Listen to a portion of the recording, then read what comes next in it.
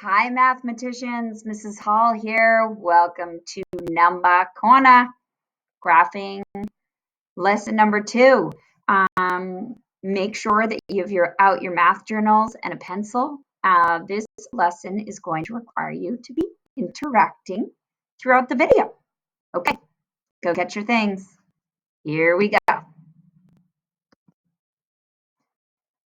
What do you notice and what do you wonder about these two graphs? Pause the video now and write down three noticings, three wonderings in each. Whoops, sorry, I'm gonna move my box here. Okay. All set? So I'm noticing a bunch of things, but just to let you in on what I'm thinking in my brain, I'm noticing that the title of the graph says average rainfall in April. I'm noticing that up here on the line plot, that all the dates are out of order. I'm also noticing that there's rainfall in inches. And I'm noticing that there's a line plot graph up here, a line plot here, and a line graph down here. Did you notice any of the same things? And are you wondering anything? I'm wondering, what about the data for the rest of the month of April? I'm also wondering which graph is better with this data, right? Compare and contrast.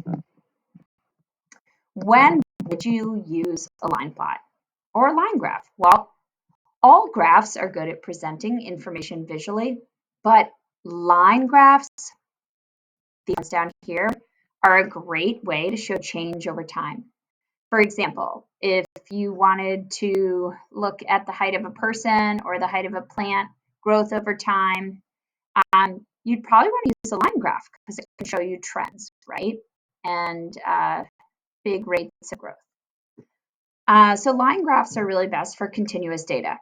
Line plots, which is what we see up here, line plots like a bar graph or a histogram, line plots are best for showing how a set of data is distributed over a range of values, okay? For today, we're just going to use a line plot to answer the following problems. So get fired up.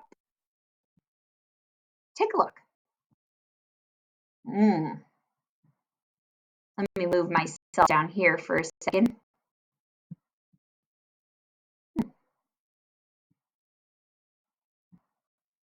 Let's go back to graph lesson number 1. What is the minimum in this line plot? What do you think the maximum is? And what is the mode?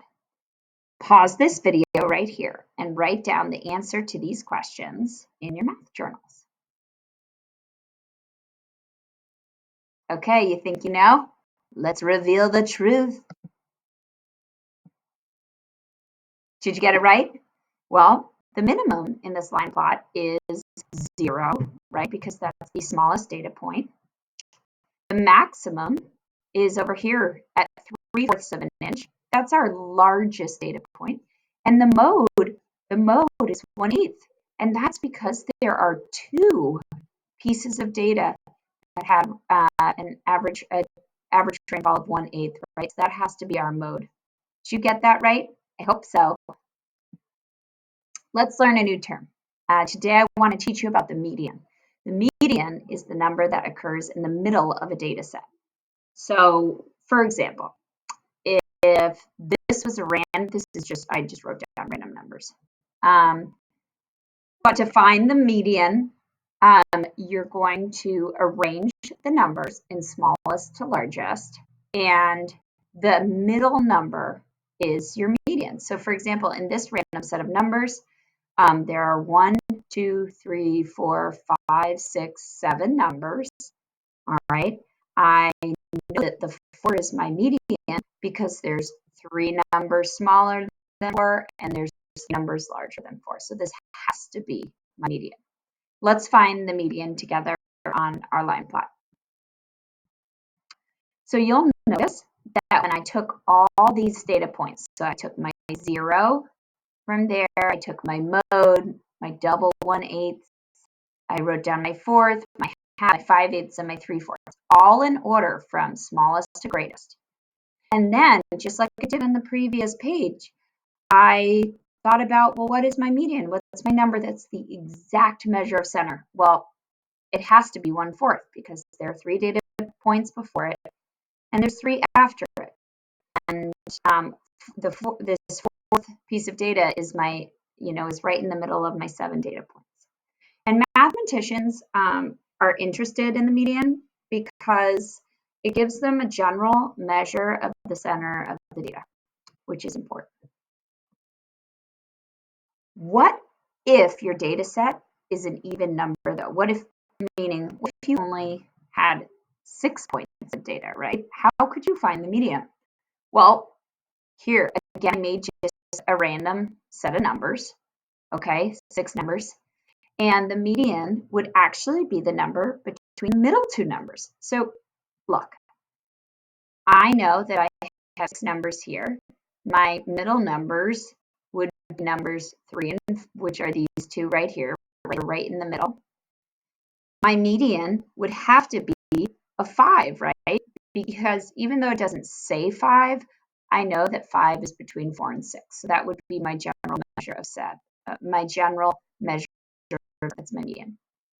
So that's kind of confusing, but it's also interesting too. So here we've got the Number Corner student book page again. And what I would like you to do is in your math journals, look at up here and answer all these questions. All right. You can just write them down and then post your solutions on our Padlet.